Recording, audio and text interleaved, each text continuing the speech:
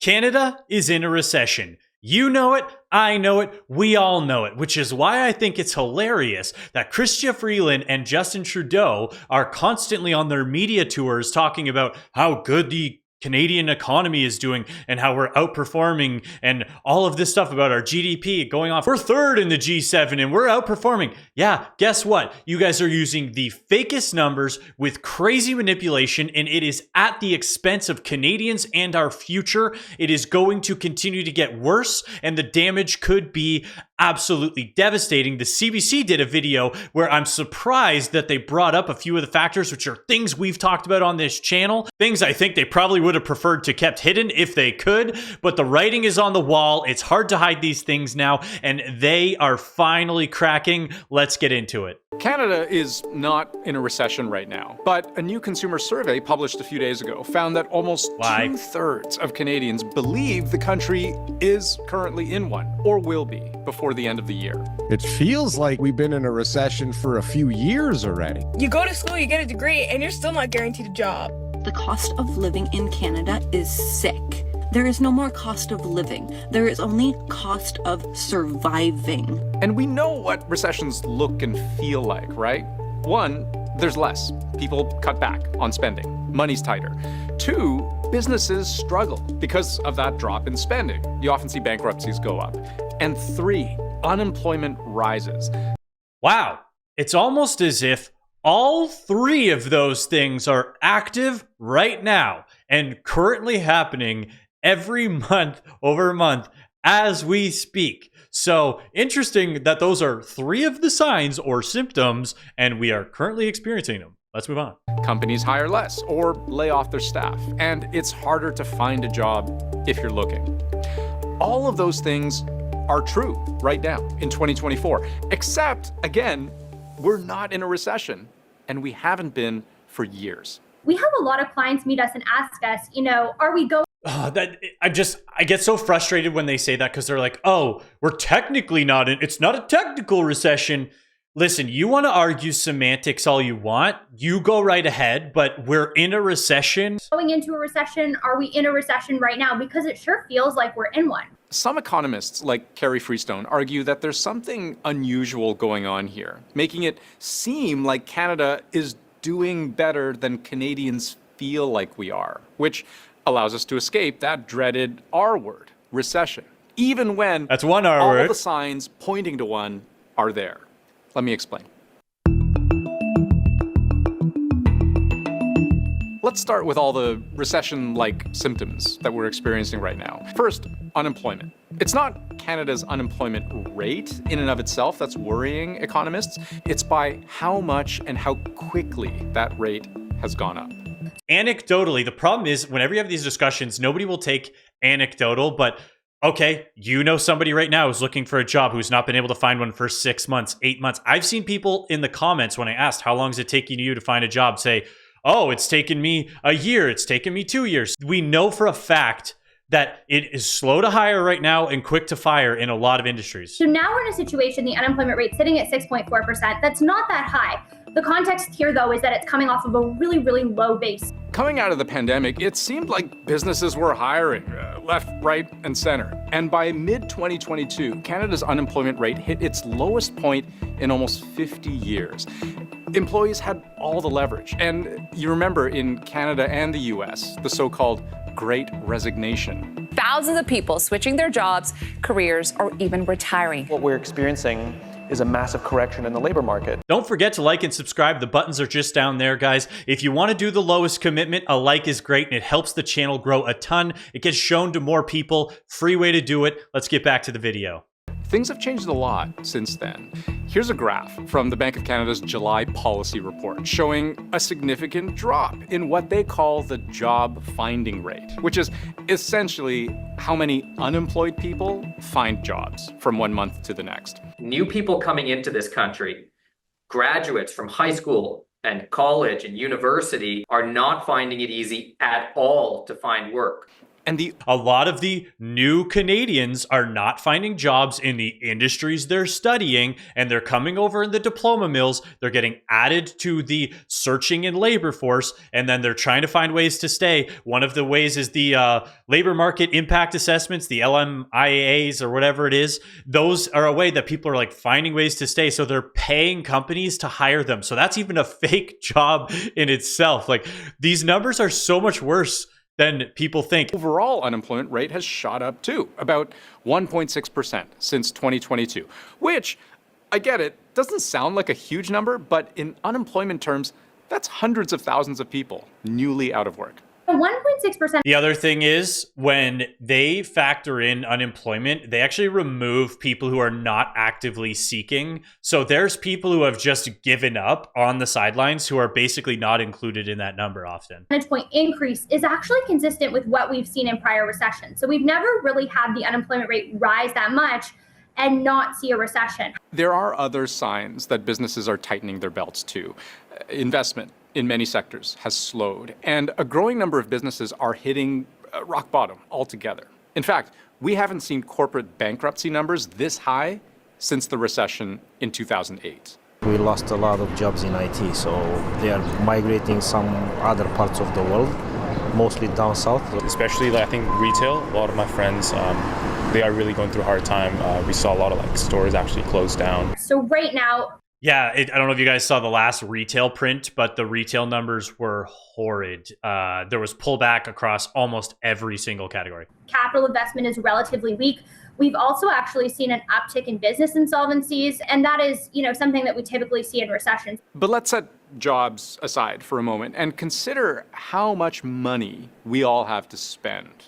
Not enough, right? Retail numbers tell us a lot. And here's what retail sales have looked like per capita over the past couple of years. We've all had to be more budget conscious lately. Households really are stretched, and they're having to make some pretty tough choices. Typically, when we feel this way, we're in a recession. And yet, the actual output of the Canadian economy, the GDP, it hasn't tanked. It's been pretty flat, which doesn't meet the definition of a recession. Here's why I think that is absolutely nuts. Because the majority of our job growth and a lot of our GDP is due exclusively to two things. One of which is massive levels of immigration, and the second, which is rarely talked about or not talked about enough, is the amount of government spending. When you look at almost all of our jobs reports for the last 18 months, it has been through public sector employees, which means those are non-productive roles. They are not producing for Canada. They are being paid for by the taxpayer. So there's nothing actually being created. There's nothing. And so those people are spending in the economy, and they're buying and they're contributing using fake tax dollars that's been printed out of thin air to keep, or taken from us, to be honest. Generally, for actual recession alarm bells to go off, we'd have to see GDP growth shrink for 2 back-to-back quarters. We've come close. Like, if you look at the latter half of 2023 here, we saw one negative quarter followed by a quarter with exactly zero growth. That's as close as it gets, right? But so far, we haven't seen 2 negatives in a row, meaning most economists wouldn't call this a recession. So many people ask us, we're being told the Bank of Canada was able to drastically raise interest rates and we haven't had it result in a recession. They did a great job. That's what everyone's saying. But then at the same time, it's like, if we're not in a recession, why does it feel like things are so tough right now? We can start to unlock this mystery by showing you some of the magic that happens under the hood when all of these very smart people calculate the country's GDP. A big part of that involves looking at how much Canadians spend. And we said Canadians individually are spending less. So you'd expect the GDP to shrink. But here's something strange. Total retail spending has actually been rising since 2022. While the per capita spending has been dropping. Think about that for a second. How can these two things be true at the same time? Maybe record population growth? Well, Here's what Canada's population growth Case of breeze. Notice the spike starting around the middle of 2022. According to Statistics Canada, more than 95% of that growth was from immigration. In absolute terms, we've added 1.3 million people to the population over the last 12 months. That's something Canada has never done. Immigration means we're adding way more consumers into the economy. Those people are all spending, so consumption is going to be higher. More people means more spending overall, even if every individual is spending less. You can think of it like a lemonade stand in a park. If customers are feeling strapped and they start, cutting back their lemonade budget, over time, that stand loses money, right? Maybe they hire fewer people, they cut down on hours. It starts to feel almost recessionary, except a whole bunch of new lemonade drinkers arrive and they've brought money. They are what keeps businesses afloat. Without them, things would get really bad. So they are welcomed. Money keeps changing hands. And even if people on average are drinking less lemonade than they used to, having more lemonade drinkers more than makes up for that. Now, why I think this is even worse is because what you've done is you've artificially inflated the sales of this lemonade stand. And why that's a big deal is because they don't have any legacy customers. They don't have any people who are sticking around and continuing to buy because those people are out of money. So they're hoping new people keep coming in. Well, guess what? If those people shut off and don't come in, that person's business, in theory, goes to zero if your entire business is based on new customers. This is why it's double whammy bad, because Canada is only able to do this through bringing in immigrants. And we talked about the scams that they're running, which is just, again, fake money. And then compound that with the new government roles, which are in place to support all these things. If it really hadn't been for this strong immigration, we would, without a doubt, be in a recession right now. Yes, and that's why it's so much bigger of a deal, because if we could technically say we were in a recession, then the Bank of Canada would have been able to cut rates earlier, which hopefully would have helped a few businesses, hopefully would have helped a few of the industries, hang in there and people not be as tight on their debt payments, which wouldn't have been as bad. But instead, they said, keep hurting the local actual Canadians, bring in immigrants, increase demand artificially. 2023, Canada had the third highest GDP growth in the G7. If you look at the growth of GDP per capita, Canada is dead last. But here's the Trudeau and Freeland love to skip that thing. Adding more people changes the system because as the demand increases, prices go up.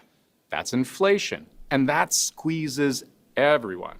Again, there's more lemonade being sold, but everyone's drinking less.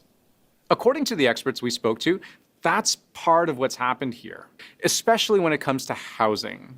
Canada was already dealing with a housing supply problem. So when the population grew by so much, so quickly, the cost of housing became even more inflated than it already was, which we know is part of why the Bank of Canada kept interest rates so high for so long. On the one hand, you do have high numbers of newcomers contributing to economic growth. But on the other hand, the demand from newcomers is inflationary, and that makes it harder for the Bank of Canada to cut interest rates to help with the housing crisis. Well, you can't blame immigrants for everything. I don't blame them for everything, but in these scenarios, I do think they are having a negative impact. And then you compound, like I said, with the government spending and these other issues that we have, it's making things exceptionally worse. So yes, I don't blame immigrants for everything. That would be crazy. But in this scenario, their demand, especially on housing, which we cannot keep up with, especially since we know a lot of mortgage fraud comes out of that community. I'm not going to be called crazy anymore for it. I'm not. So we're in this situation where the cost of living has skyrocketed. Consumers are strapped. Unemployment is rising. And yet we're not technically in a recession because the GDP is holding steady. So what do we call this pickle we're in? Well, there's no official name for it, but the unofficial term that's been swirling around more and more lately is that we're in a per capita recession. I think people are struggling to find a definition to describe the current circumstances because they are so unusual. So this is a new term, per capita recession, that's entered into our lexicon. that just basically says, okay, even though top line GDP is increasing, which you don't have in a recession, they're saying that at the individual level, it's decreasing, which is aligned with a recession. Now, here's the good news. The Bank of Canada knows all of this is going on too, that on a per capita basis, individuals are struggling, whether or not we're in a recession. According to the governor of the Bank of Canada, unemployment and the need for growth played directly into their decision to cut rates again in July. And every economist we've spoken to over the past month has agreed they expect the cuts to keep coming. Of course the cuts are going to keep coming because the underlying fundamentals are brutal. We are running the fakest economy ever based on immigration, which we know needs to stop. And guess what's going to happen? All of those numbers are going to plummet, and it is going to be the hangover for Canada. But Trudeau and Freeland are not willing to let go of this fake growth because they want to protect themselves in the polls. They want to continue to lie to us as Canadians, and they are destroying the country. This is absolutely horrible for us. But thank you guys so much for making it this far in the video. Thank you so much for watching, and have a great rest of your day.